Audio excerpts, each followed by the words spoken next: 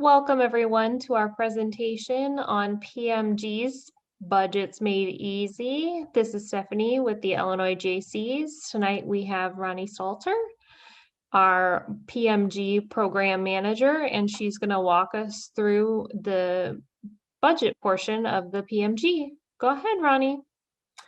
Welcome, everybody. I know budgets can be scary, but really, once you understand them, they're not that scary. So I'm hoping to make them easier for you tonight, or at least understandable to a certain degree. Oh, I got to click. Hang on. There we go. My name is Ronnie. I'm from the Peoria JCs. I've been a JC for about 5 years, so I've done a whole bunch of PMGs.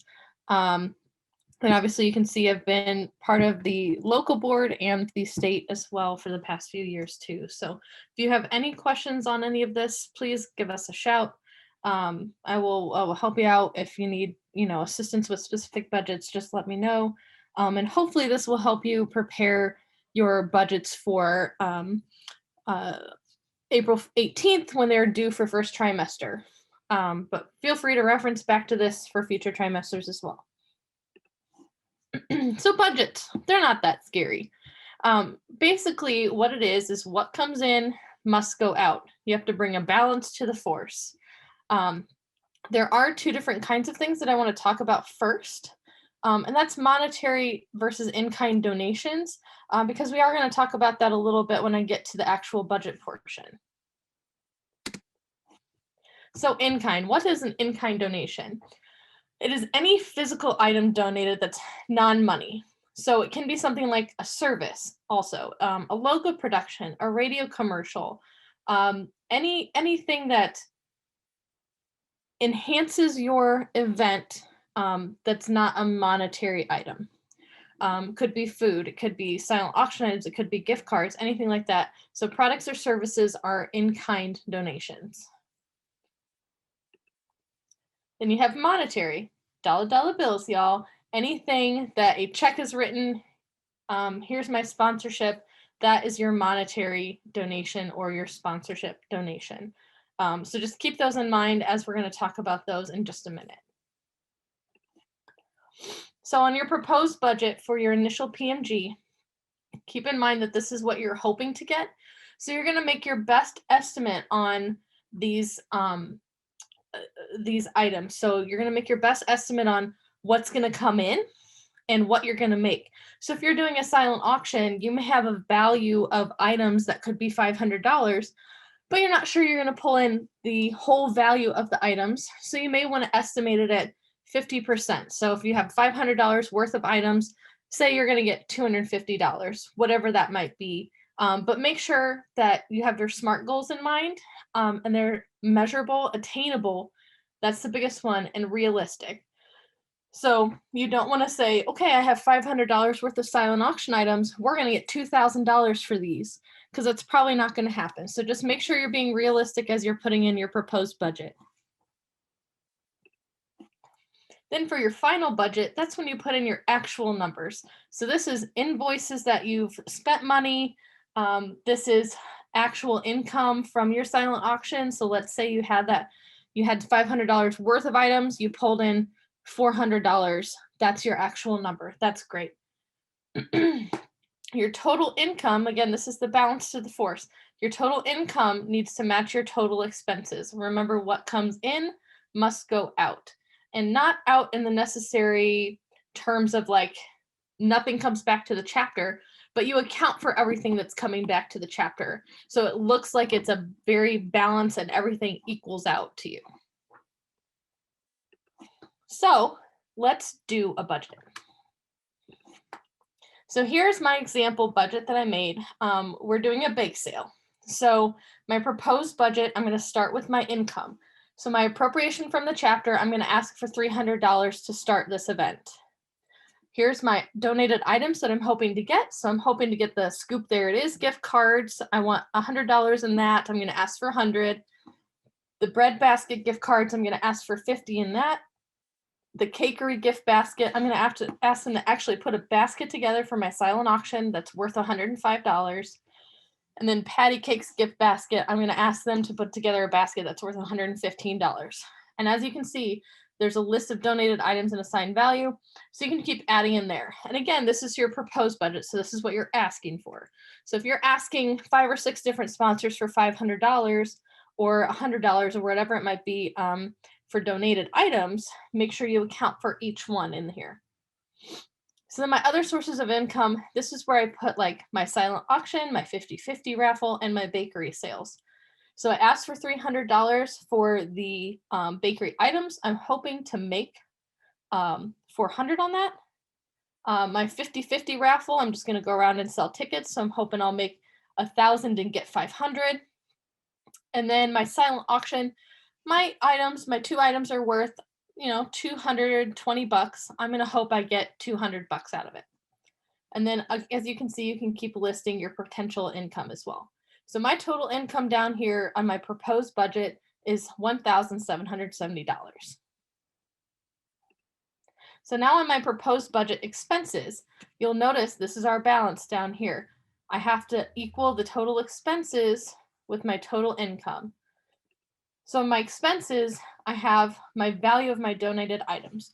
So when you're doing an in-kind item, really it's a wash in income and expense because you're not paying for it and you're benefiting from it. So you have to put it as an income that you got it and an expense that you used it. So you have to balance the gift cards in the income and the expenses. So again, think of it as kind of a wash. So back up here, my gift cards total $150. I came down here, total gift cards in expenses is $150, and then my silent auction baskets equal $220. So that's where I'm balancing out my in-kind, because if I put it in my income but not in my expenses, it looks like I paid extra for it when really I didn't. So I have to account for it in the income and expenses. So then in my other expenses list, I needed to buy raffle tickets, so I'm assuming they'll cost me about $20. Silent auction wrapping supplies, I put that on there in case they didn't wrap the stuff, or maybe they have a bunch of different stuff and they're just giving it to me to put a basket together. So I thought, okay, we might need some wrapping supplies. I'll put a line item in there for that. I've got to have a location for my event, so I'm going to say my church gym. They're only going to charge us $100. That's awesome. And then my baking supplies. So the appropriation from the chapter came in, and then I have to use that appropriation from the chapter. So I'm using that $300 that they gave us to buy the baking supplies to make the baking items for our bake sale. So then I have to return the money that I got from them too. So I'm going to give my $300 back to the chapter. Oops, I'm sorry. Clicked on accident. I'm going to give my $300 back to the chapter, and then whatever's left after that is my profit. So after everything up here is added up, this is my balance that we made. Oh my gosh, I keep clicking. I'm so sorry. This is my balance that we made to equal out the 1770. So now I can actually click. So here is the whole thing laid out again. So you can see the appropriation from the chapter in my income. I used that to buy the baking supplies, but I also returned the money that the chapter gave me to start it. And then this tells me how much the event actually made is that $665. Again, this is the proposed budget. So I'm hoping that the $665 is going to be my profit. All right, so for my final financial statement. So this is, we actually had the event. Here's exactly what income came in. This is my total real numbers of my event. So the appropriation from the chapter, we have our proposed budget on the left, and that's exactly copied from above. That does not change. The only thing that's going to change is this actual column. So the appropriation from the chapter, I asked for $300. I only spent $298. Cool, I came in $2 under budget. Scoop, there it is, was able to give us $100 in gift cards. Awesome. The bread basket maybe had a tough year, so they only gave us $25. Hey, that's fine. The cakery gift basket, they actually added to that. So they gave us $130 for a gift basket. And then Patty Cakes came in clutch and gave us exactly what we asked for. On my other sources of income, my silent auction, I hoped to make 200. I only made 150. That's okay. Hopefully we'll make it up elsewhere. My 50/50 raffle did really good. We had some really good sellers. So I hoped to make 500. We actually made 538. Bakery sales, I was hoping to make 400. We came in just under that, but compared to our baking supplies we bought, I still made money there. And then we had a couple people who were very generous and gave us $200. So really, my total income here is $1941. So then when I go down to expenses, again, this has to match your income. So my proposed budget is the same. I actually got $125 in gift cards and $245 in silent auction baskets. Again, that's that in kind that you have to balance out. It's a wash. It doesn't count as an in that you didn't purchase it, so it doesn't really count. Someone donated it and it's going out, but it's making you money in a different way. So in my other expenses, I have raffle tickets. Hey, it only cost me $15. They're having a sale. Wrapping supplies, I didn't need to wrap anything but except one basket, so I only had $10 in that, so that's good. My church, we knew that was going to cost $100. And then my baking supplies, again, I had to account for that. There was the $298. So then I returned my money to the chapter, which is the $300, and then I returned to the chapter the profit, which was $848 when everything was said and done, so that my expenses mirror my income. So that's when you know if this number on income matches your number on expenses, then you're good to go. So just remember when you're doing your proposed budget that you need to have realistic numbers, and when you're doing your actual end budget, it's the actual things you paid for it. The best thing to do on the in-kind is just make sure if you have, let's say you got $1,000 in gift cards, you have to have that as a line item on the expenses too to balance that out. That's one of the biggest things that I deal with in my fundraising job that I do is balance out those in-kinds. Any questions? I made a pretty simple budget, so I didn't know if anybody had any questions on anything that's a little more complicated. Or Do you have another example?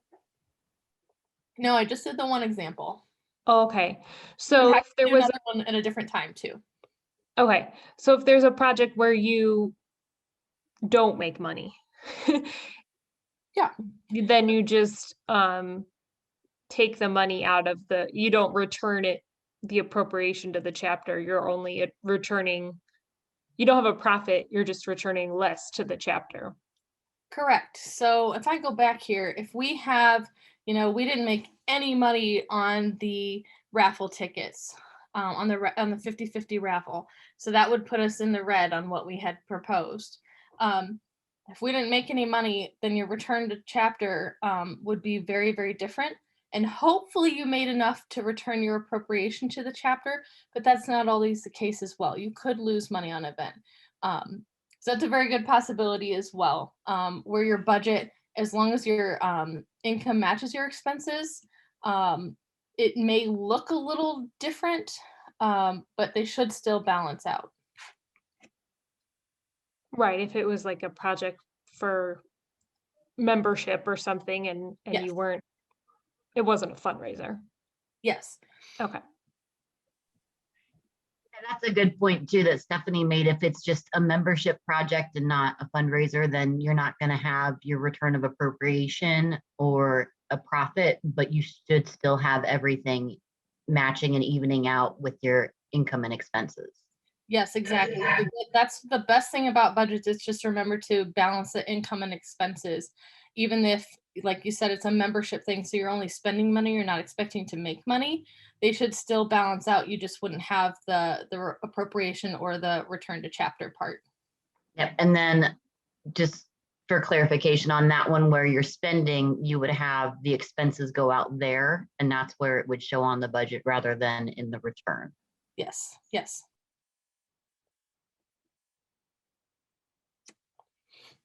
What other things are you guys seeing? What are any other questions that have come up in previous budgets discussions? I've just seen that some of the larger projects, I mean, because it is a larger project and it has so much going into it, sometimes those can get to be rather large budgets. Yep.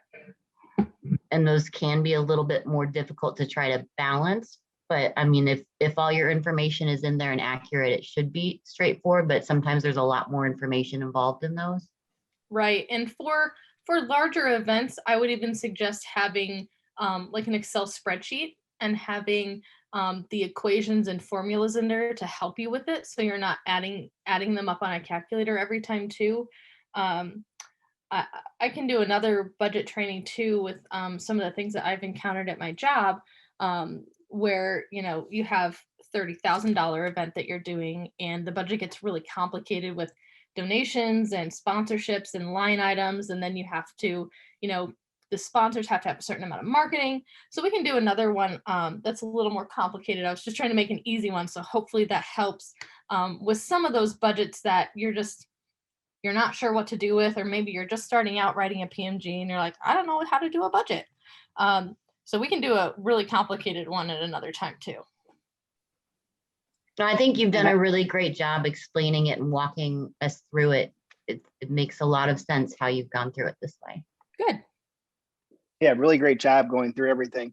I've saw a couple chapters for some of their larger projects. They actually just put see attached, for the budget section, and then just have that spreadsheet, attached right to the PDF. So that's a option too for those larger projects, is attaching it right to the PMG with a spreadsheet. Yeah, and I've done that as well. And even like if it's an annual event you're doing, it's also a good way to just keep going on the same like Excel spreadsheet. And then you can see what you've done in the past and maybe do your proposed budget a little bit better. And even if you do something like that, then you can really stick to your budget too. So you're not spending $5,000 where you were hoping to spend $1,500. So sometimes those real complicated ones help you look at previous years and kind of follow a good guideline, and not forget a line item, because you don't want to forget donations or sponsorships or really any expenses either, because that's going to throw you out of whack.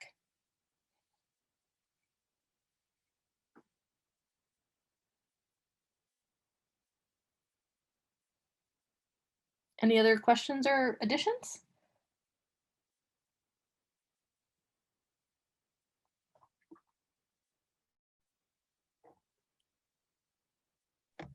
In the past, I know we talked about, no project really has no expenses, but sometimes when it is just, a membership icebreaker or something, there does the state still want us to, say $5 donated for the PMG or something, just to have something for the budget? I know that's what Pat told us a while ago. Yeah, and so I mean, that anyway. Pat had decided that previously. I mean, we've kind of just gone with that. I think we've shifted a little bit with this last year too, with everything being more virtual. But if you think in that way as well, if you're using a chapter Zoom account or a GoToMeeting or something like that, that could be in your budget. Eric, you or Rebecca have any input on that? I think that's a good point with the Zoom account. Just if you host 3 events a month on Zoom, what's that monthly cost? Or if it's donated, even if you're using the state account, that's still a donated value from the state. I mean, you could just say, if you're using the state account, that's like a $5. You can just say, donation. So I think that would be a good way for the virtual events. But even in the membership events, I mean, there's always things that, you might be bringing, like a sign up sheet or something like that, that is, paper that, is technically donated. So I wouldn't spend my advice would be not to spend a whole lot of time on the donated things, but, putting something in is always good.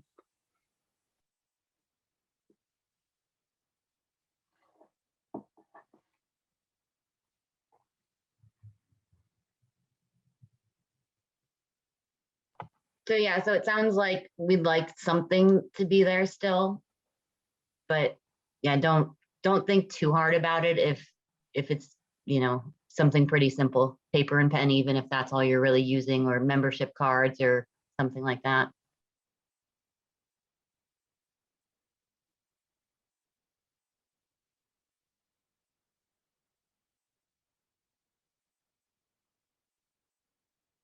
I know when I was doing Champagne Urbana's PMGs, like for membership socials, we just kept the same like 2 things in there and just used it as a template. I think we had like a line item for membership brochures. We just put in $5 for each time, and then a sign up sheet. And then, I mean, we weren't crazy about itemizing everything. Like we didn't itemize a pen. We didn't itemize, like name tags necessarily every time, but just having that template of what you're going to put in is what I found useful in the past. What other things pop up for you guys on budgets with, things that don't really cost, things that didn't make money, complicated budgets? What else do you want to see on budgets that we can do in the future?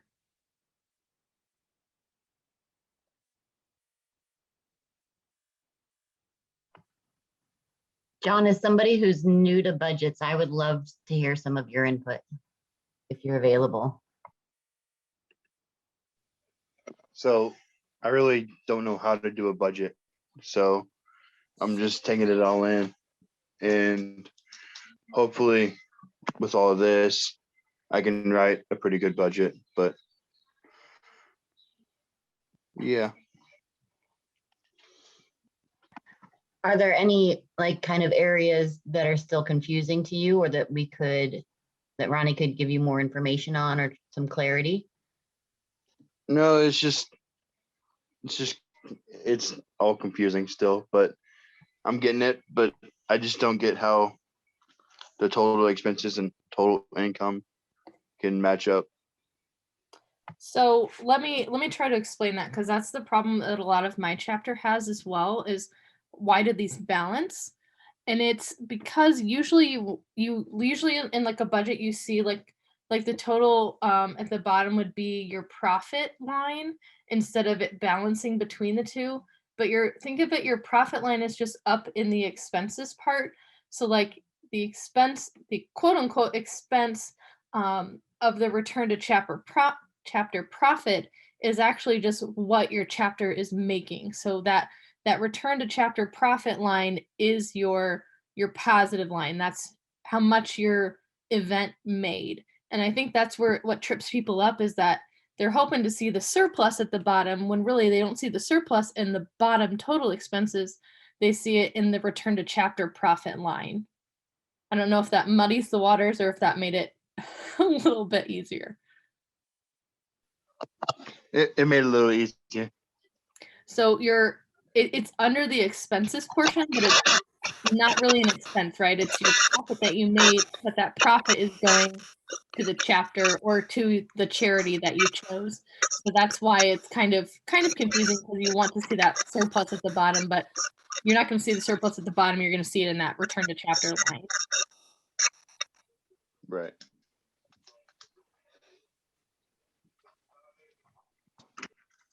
I think that was a great way to explain that. And as somebody who used to be really confused by budgets as well, it was kind of like, once I got it, then I got it. Yep.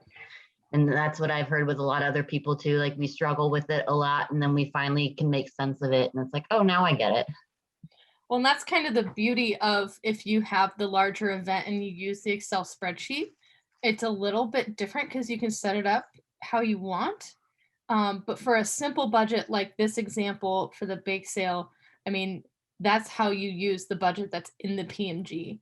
So I would say on simple stuff, this is perfect. On more complicated stuff, like if you're running a huge, festival or beer fest or whatever it might be, I think the outside program would work a little bit better, just for tracking purposes. But simple budgets, this works really well. And once you understand that profit line part, it makes it a lot easier, because it kind of clicked for me too. It took me a little while, but it clicked for me as well.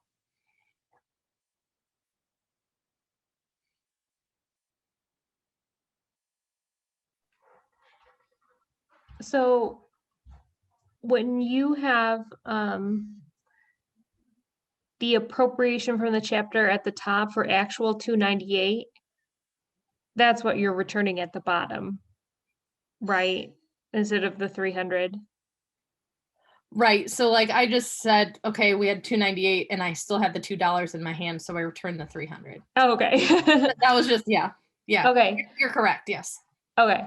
So when I think about it, like for just doing the math, I basically put the budget like this, but then almost in my head or physically kind of cancel through the appropriation from chapter and all the donated items Yes. and just do the math for the other source of income and then the other expenses. And then I subtract, and then that's what your return to the chapter is. So how I did it, and yes, that's correct. How I did it was I added my income up and got the 1941. And then I went through and subtracted all of my expenses until I got to this 848 number. So I started at 1941 and took out the 125. I took out the 245, 15, 10, 100, and then my baking supplies. And then I had to pay back my chapter for giving me that $300. And that's how I got to this number, and that equaled the 1941. So I started with the income number and subtracted my expenses as I went to get to the return to chapter. That makes sense too. Yeah. That way I started with the correct number, Mm-hmm. and I knew I was taking out exact expenses, and that would leave me with the profit part. Just don't forget the appropriation from the chapter, because you can't count that as a profit, because you have to pay back where you got the money from. So that's an important part too. If you're asking for, $10,000 to start a project, make sure you return that to your chapter before you say you made, I made $15,000 in profit. Well, really, you only made 5 because you had to pay back your chapter for starting the project too. So that's a little tricky line as well.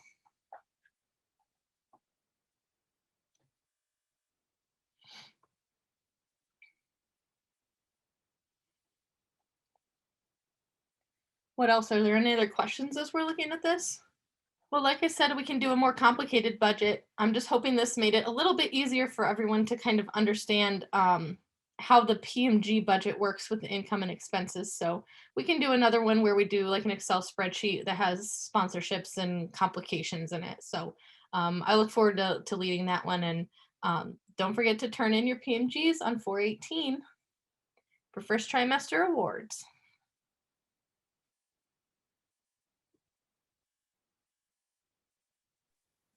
Thank you very much, Ronnie. Thank you.